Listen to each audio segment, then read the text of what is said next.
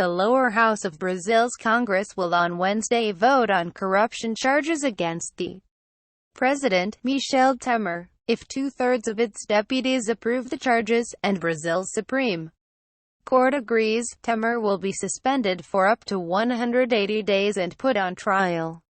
The latest twist in Brazil's political nightmare will mark the second time in a year that lawmakers vote on whether to remove a president. But if more than a third of lawmakers vote to reject the charges, which political insiders regard as increasingly likely, Temer's troubled administration could survive until presidential elections in 2018, and the persistent pall of corruption that hangs over Brazil's political leaders will linger on.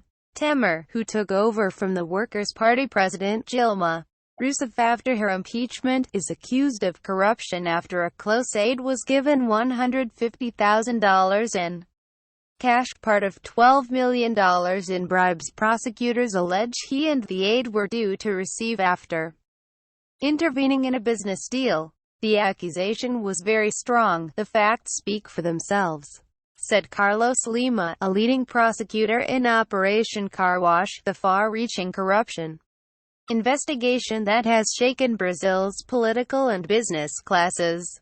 Rousseff denounced her impeachment as a coup and accused Temer, her former vice president, of conspiring to usurp her. Since taking over, he has been hit by one scandal after another, and with his 5% approval rating even lower than Rousseff's was, Brazilians are wondering whether his government is even more compromised than the one it forced out. But there is little appetite for a fresh round of street protests like those which helped drive Rousseff from power, said Mauricio Santoro, a professor of international relations and political scientist at the State University of Rio de Janeiro.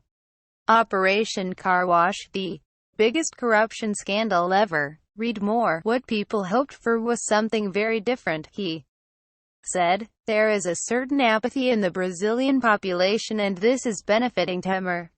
He would be in much more difficulty if he was facing big demonstrations. Since the Operation Car Wash investigation began unpeeling a multi-billion-dollar graft scheme at the state-run oil company Petrobras in 2014, a long list of executives, middlemen and politicians from Rousseff's Workers' Party and its congressional allies have been jailed.